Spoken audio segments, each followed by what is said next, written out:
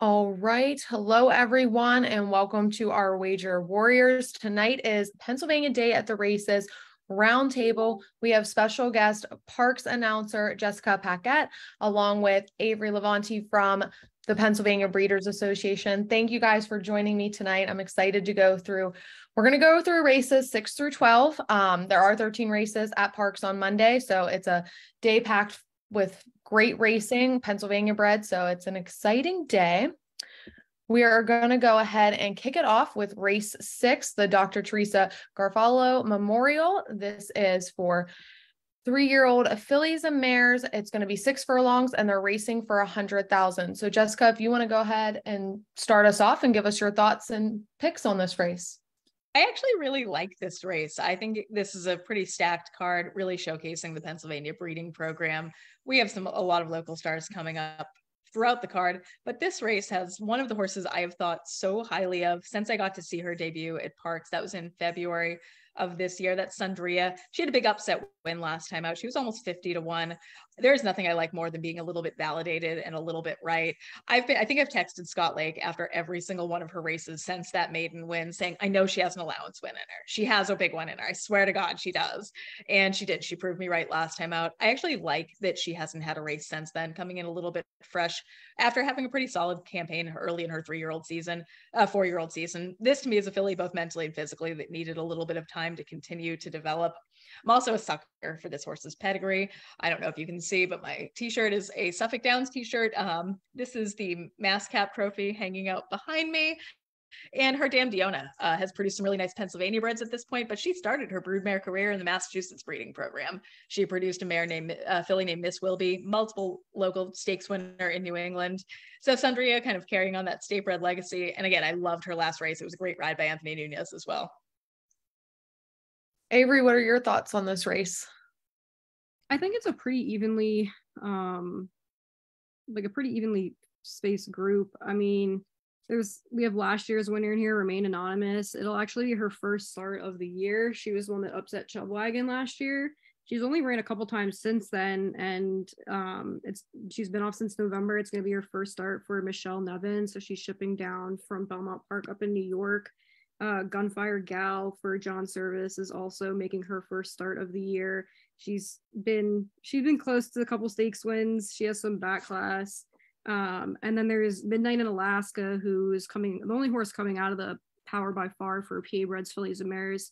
That one came off the turf, so they just went 5 furlongs over a muddy track, and she was up fairly close to a pretty hot pace that day, and it was a blanket finish where she just lost by 3/4 of a length. I mean, there is a good deal of speed in this race. Golden Tabby, Midnight in Alaska. I'm sure you know how to say this, Jessica. Is it La Cienega? La Cienega. La Cienega. Or the great thing about being the announcer is I say how it's said, and that's now how it's pronounced. Well, however you say it is how it's going to be said. So, I mean, there's a good deal of speed in here. It might be interesting to see if there is someone that picks up the pieces, like perhaps Andrea. She's going to be coming from off the pace. Remain Anonymous has been closing. She was more of a speed horse midway through her career. She closed in the most recently, so it's going to be interesting now that she's the new trainer to see what she does, because she's shown that she has a lot of different running styles in her. But I mean, it's a pretty wide open race, honestly, and considering I think we might have a pretty quick pace, so I might be looking for someone to pick up the pieces late. Well, there you have it for race 6 at Parks Racing on Monday. We're going to go ahead and kick it to race 7, the Marshall Jennings Handicap, 5 furlongs, another purse of 100,000, 8-horse field. Jessica, why don't you give us your thoughts? I love a war horse, and I will admit I'm really smitten by Smoothby. I do think he also has the best forelock in maybe all of horse racing, but I mean, he's a 10-time winner. This horse is no stranger to top class competition. He's been able to hold his own against graded stakes company as well as state bred competition. I liked his last race. I know he came up a little bit flat, but that said, the race kind of fell apart a little bit at the end. I think it was a good step in the right direction after a disappointing race back in April. As he continues to round into form, sometimes these older horses do really need a couple of races if they've had a little bit of time off. I have a lot of faith in a horse like Smooth Bee to put it all together. Michael Sanchez picks up the mount. It looks like Frankie Pennington had a couple of options here. Maybe he elected to go elsewhere, but Michael Sanchez riding lights out wherever he's going lately. Averie, you want to give your thoughts on race 7? I do, because I absolutely adore Whitty. He is one of my favorite horses, without a doubt. And I really think that they changed things up for him. They put him on turf. This is Caravel's half brother. And so he only ran once on turf before. It was in the soft turf Penn Mile last year on 2 turns. So they gave him another shot this year back in July, and it seems like he's kind of found himself again since he's been switched to the turf. So he's had 2 runner-up finishes back-to-back in stakes. He was a fast closing second in the Laurel Dash to For Harp, who's also in here, and then he was second in the Wolf Hill up at Monmouth on Haskell Day. So I really think that might be, he needed a little something different, switching to turf like his sister. He seems to have found himself at home. They put blinkers on him last time. He's never been a great gate horse. He's always been kind of lazy out of the gate, and I feel like if one of these days, if he just breaks on top, like, it's gonna make a world of difference for him, because he is a closer. So I think he'll get a good deal of pace in here. Smooth Bee, I mean, like Jessica said, he's just a tough son of a gun, and him and For Harp are actually full brothers, so it's always cool to see horses like that end up against each other. There is both For Harp and Smooth Bee are going to be up on the pace. I mean, Uncle Dar, talented man. So I think Whitty is going to be there to pick up the pieces. He kind of gets a little bit of class relief here since he's dropping into state bred competition. His last 2 were open races. And McLean Hendricks has been on a little bit of a run as a trainer recently. He's won his past 3 races. He sent out 2 winners yesterday, and he sent out a winner today. So hopefully he can keep it rolling. Whitty was his first winner of his career, and his first stakes winner. So let's hope he can get another one. One other horse I like, who I think is going to be a pretty big price, is Whiskey's on the Bay for Ed Coletti. I know this horse unproven on turf, but plenty of turf influence in that female family. Disco Rico produces horses that can do absolutely anything. And Whiskey's on the Bay physically has been a horse that I've been really impressed by. He holds a ton of conditioning, kind of comes out shiny, dappled, really, really looks the part. And if he takes the turf class-wise, I think he can run with this group. Another good race on Monday. We'll go to race 8, the Miss Blue Tie-Dye Stakes for 2-year-old fillies, 5.5 furlongs, another purse of 100,000. We go to a 9-horse field here. Jessica, why don't you kick us off with some picks and thoughts on this race? Oh, this race, I mean, it's so hard, with these 2-year-olds that haven't raced, because so much of this for me depends on the appearance they give both in the paddock and on track. Like, you want to see these horses that are coming out kind of at this point of the year looking pretty professional. We're getting to the second half of 2-year-old season here. I did go with the 8 Serrani. John Service just does so well preparing these young horses. And this one coming in with a pretty solid, steady work tab, nice bullet workout back in July. I think that really tightened the wheels. They probably figured something out with this filly. She is a March foal. I always do at this point like to look for horses that were, April, March, February foals. I don't want to really see a May baby at this point. But Serrani gets Frankie Pennington. It's barring 17% with first-time starters. Checks a lot of boxes for me. But really, for me, I want to see them in person first. Averie, how about you? Yeah, it is. These races are tough because there's quite a few first-time starters in these P-side races, and number 3 Normandy Life's the only one that's actually broken her maiden so far in the whole field. I'm interested in the other service horse, Jody's Ruby, who, I mean, she's in the outside gate, which I don't love, and she might very well go off a favorite. I mean, she's run a couple times. She's been 3rd in both of her races. She did run behind Carmelina, who has proven to have class. She's won a Virginia restricted race down at Colonial, a stakes race since then. So I might end up going with her, although I'm a little interested in Honorable Chill too for Kate DeMasi. She looks like she's had some decent works up her belt. So for another first-time starter, I would be interested in her. She's 5-1 on the morning line. That would be a better price than Jody's Ruby. Now, Jessica, you said you like to see them in the paddock since they're 2-year-olds and unraced. What do you look for kind of in the paddock then? So I want to look for a horse at this stage that is physically suited to do the job we're asking them to do, right? And they are sprinting here. So I'm looking at this point for a horse that's physically pretty precocious. I want to see a nice developed top line. And if I'm looking at a sprinter type, I'd rather see kind of a short backed, short coupled sort of horse with a strong hind end. That's going to get them out of the gate sharply. Sometimes you do see these youngsters and you see that they may lose the battle today, but win the war. You can see a real athlete in there, nice long sweeping shoulder, good neck, all of the pieces, but they may want to go a little bit further. Pedigree, it does only take you so far. I am 5'1". I run marathons. I am not built to run. There's nothing about my body type that says I should run marathons. So, you can outkick your coverage a little bit. But I also, once I see them on, like, kind of heading onto the track, I want to see an engaged warm up. If they're not comfortable with the pony, that's okay. Maybe you should have schooled them a little bit better, but that is what it is. But then it's up to the jock to kind of get them away from the pony, get them focused, and get them ready for the job at hand. There are a couple of jockeys that I think do a really exceptional job with these young horses, breaking off from the pony early, getting them very focused. All right, well, there we have it for race 8. That's taking us right along to race 9, the Banjo Picker Sprint Stakes, ages 3 and up, 6 furlongs, $100,000 on the line, another field of 8. Jessica, why don't you kick us off? This race is so tough. You can make a case for pretty much any one of these horses. I did go ultimately with the 7 Twisted Ride for Michael Moore. I thought his last race, that was a big step up in class. That was a grade 2 race at Belmont. And he didn't disappoint 2 starts back. He showed he can run against graded stakes company. Maybe 7 furlongs wasn't really going to be his deal against that competition that day. But in Michael Moore, I trust. This is a barn that just consistently runs them where they belong, and they come out really looking the part. And Twisted Ride coming in with about 6 weeks since then. I think his tactical speed, he's certainly going to be up against it. He's not going to have everything his own way on the front end, but he's shown to be really resolute on the lead. He has just been keeping absolute monster company here at Parks as well. If you look back to that tear he went on, 4 wins in a row over some of, very similar horses to what he faces here, Uncle Ernie, Baron, and he gave Repo Rocks about all he could handle in the fall too. Averie, what are you thinking for race 9?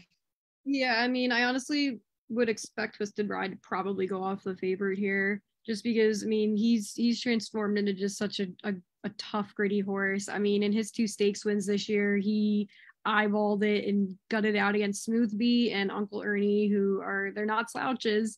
They swung for the fences and they took him up to Belmont for a couple graded stakes. There's no harm in trying. So now he's dropping back down in class. I would love to get 7-2 on him, but I'm not sure that we will. Uncle Ernie did come back and he had a really nice allowance win, but he's proven that head to head he's already outgamed that horse. Baron, I love Baron. He's such a nice old hard trier. He's had a couple tough races since then. They also sent him into some open company, so he is dropping back down. This is a rematch of the top 3 from the Paige McKenney Stakes, which was a PA bred restricted race back in April. And then the interesting one is Gordian Knot, who, for what it's worth, he is cross-centered on Tuesday in the Sal de Bunda Sprint for 3-year-olds, because he is a 3-year-old stepping up against older horses. He really hasn't done much wrong in his career. If you take out his 1 turf race, he's only lost 1 race on dirt, and that was in the Pennsylvania Nursery last year, where he lost to a couple nice horses. He was kind of overlooked a little bit in his last race. He did have an allowance optional claimer against older horses, and he held his own. The only thing I would be worried about is the rail here, but he usually does drop back out of it a little bit, so he might just get the perfect trip right behind these speedy horses early on and then just make a big sweeping move. That is, if he runs. So if I were to try to beat Twisted Ride, I'd go with Gordian Knot. He's just such a big, imposing 3-year-old. Like, even as a baby, he was just a Goliath of a horse, because he debuted at Pennsylvania State at the races last year, and I was just enamored by him. I was like, who is this big, beautiful baby? And it ended up being Gordian Knot, and I saw him when he won the Danzig back at Penn, and he's just blossomed into this beautiful 3-year-old. So I would trust him to take the step up. These are some real tough, hard knocking older horses. This is a fantastic race, but I'd probably take a shot with Gordian Knot. All right. I also weigh out one other horse at a price on the long. I mean, as a bit of a long shot, number 8. Picture this. Anytime Olympian and Kentucky Derby winner Michael Matz goes anywhere, I always take a little bit of note. This one, I need to do better. Like Ordinati, is a 3-year-old taking on older horses for the first time, but Michael's not based at Parks. He is making the effort to ship the horse, and that has to count for something. That is an interesting case. All right, race 10, the Whistle Pig Stakes, 2-year-olds, PA sired, 5.5 furlongs, another purse of 100,000. Now we're going to a bigger field here of 10. Jessica, why don't you give us your thoughts? I'll go to the outside. The 10, I Can Do Magic. John Service comes out with his son of Uptown Charlie Brown. They are a precocious group. I mean, Uptown Charlie Brown has been just such a kind of a blessing to the Pennsylvania breeding industry, I think, in a lot of ways. It's been very interesting to me to get to see so many of his offspring in person now at Parks, and they do a little bit of everything. I do think they can be maybe a little bit mentally slower to develop than others, but physically they're pretty precocious. I do think they can win at first asking, win as 2-year-olds. Some of them just take a little bit longer than others to kind of put all the pieces together and figure it out. But this one, that steady work tab, again, comes out for the Service Barn, which puts a great foundation into their youngsters. I think kind of interesting with Kendrick Harmouche aboard. Avery, what are you thinking for this field? This is another one, a lot of first-time starters. In terms of horses with experience, I think Addison's Dream is interesting. He is another by Uptown Charlie Brown. He ran a Tough Luck second in his first race, so he does have some experience here. Other than that, Standpoint I'm interested in for a first-time starter. He's had some solid works. He had a Bullet 2 Works back going 5 furlongs. He is the son of Social Inclusion, who won for the first 2 legs of the Stallion Series last year. So I know that Louis Preciado and Joan Basie are going to be coming out with something in this race again this year. So I'm interested to see what he does. So I'd probably say Addison's Dream or Standpoint. Yeah, I thought this race was interesting, especially when I was plugging in the morning line odds, and a lot of 6-1s in this race. So that was interesting to me.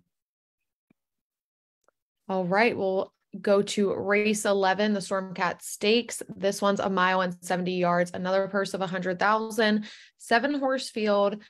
Jessica, kick us off here. Now, number 3 Nimitz Class deserves a ton of respect. I tried to beat him 3 starts back in that allowance race at Parks, and he made like an absolute liar out of me. He was so impressive and so dominant. That said, I clearly don't learn, so I am trying to beat him yet again. Being a little bit of a Grinch here, but I think Nimitz Class is going to take so much action. He'll be probably a shorter price, really, than 2-1, realistically. So I think a horse like Alivar for John Service offers maybe a bit of value. I really liked his win last time out. Good performance from him, gets the distance of ground well. And I know he's been a little bit of a Jekyll and Hyde hit or miss kind of horse, but when he fires, good enough to hold his own through against this kind of competition. It's also worth noting, he came back this spring off of a really extended layoff, had 2 starts, again, inconsistent, then got another little bit of a freshening back. Now he's making his 3rd start off of that little layoff. I love 3rd start of any horse's form cycle. It's one of my favorite angles as a handicapper. Avery, where are you going in this race?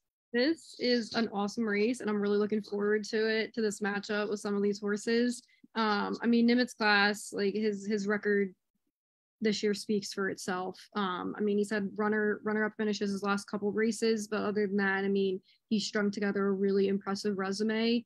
I'm really interested to see him clash with Byland and Sea, who is typically a turf horse, but he's proven himself on the dirt in the past. He did win the MP Bellezzi Appreciation Mile last year at Parks against Open Company.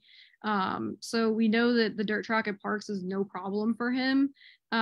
His last race, they shipped him out to Presque Isle and they put him over the synthetic for the first time. I mean, he was a heavy favorite in there. He was 3-5 and he was 3rd. So some people might be a little worried seeing that. I honestly, I'm not holding it against him. If anything, maybe he didn't take to the synthetic. It was his first start over it. He was also coming out of a huge effort in the With Anticipation Stakes, which was his first race this year. In that race, he just kind of laughed at everyone that day. He set a torrid pace and just kept going. He went 46-1, 109 flat, and he ran 1 mile and a 16 in 138 flat, which was just off the track record, which mind you was set in 1980, and that was still when they timed in fifths. So for all we know, he actually broke the track record that night. So maybe he bounced a little bit off that effort. Maybe he just didn't like the synthetic. I mean, I trust him over this dirt track here. I'm not sure I'll get 7-2 on him, but considering the odds that I expect Nimitz class to be, I'm willing to expect Byland and C to be better, and I would definitely jump at any opportunity to bet him at anything playable. I just have to give a shout to Farmo Power as well, because I adore this horse. He's another one that I really love, and I would just love to see him break through. He's always running his race. I mean, it's been a minute since he's been off the board. He was off the board in that Bolesi mile that Byland and C won, but he was jostled around pretty good in the first turn in that race. So he had a pretty solid excuse. So if you take that away, I mean, this horse hasn't finished off the board in a really long time. He did cross the wire first in that Park Start mile over Mind Control, where he was taken down. So he's proven himself against really nice horses. I mean, he's been sticking to allowance ranks recently. He's run behind some nice horses. He's finished behind Irish Cork, who's in here, and King Cumberlay. He's finished behind Riding with Biden, but I mean, the horse always runs his race, and if he puts it together, maybe it'll finally be his day. He's coming in off a little bit of a break here. But ultimately, I'm probably going to go with Byland and C, just because I think he's a super talented horse. Like, I really do think that he has graded stakes potential if they gave him the chance. So I will go with Byland and C to beat a heavily favored Nimitz class. I like Byland and C too, so good choice. Before we head to race 12, for anyone that is watching, we do have the free PPs up on our website. So if you go to penhorseracing.com/wager warriors, we have the free PPs up for the full race card. There's 13 races on Monday. Averie, what else is going on the breeder side of things before we go into race 12? Well, I mean, we are celebrating our 75th anniversary this year. So one thing that we did just finish completing was we put together a 75th anniversary booklet, which we will have available for the first time on Pennsylvania's Day at the Races. I mean, it was all hands on deck to put this thing together. Like, I have to thank Cindy Dubler from Maryland Thoroughbred and Amy McLean, who's our graphic designer, for putting this incredible booklet together, and my coworkers as well. Like, it highlights all of the amazing people and horses and moments that we've had over the past 75 years.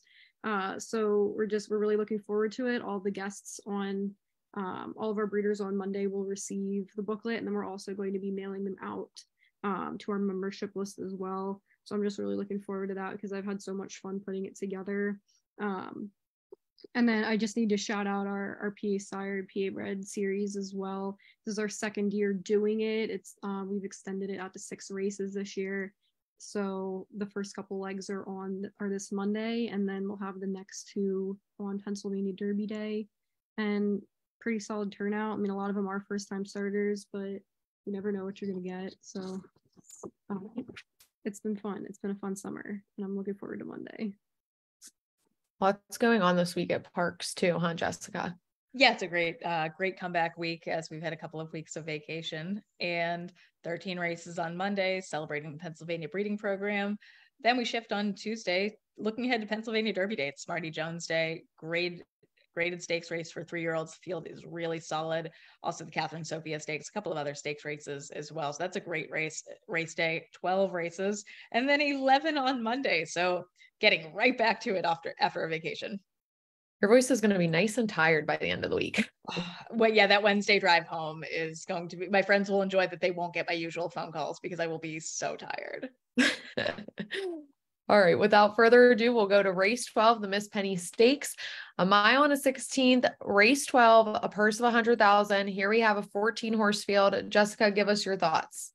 Number 3 in a spin, also coming up for Olympian and Kentucky Derby winner Michael Matz. It always amuses me to get to say both. I mean, how cool is Michael Matz really to every weird horse girl?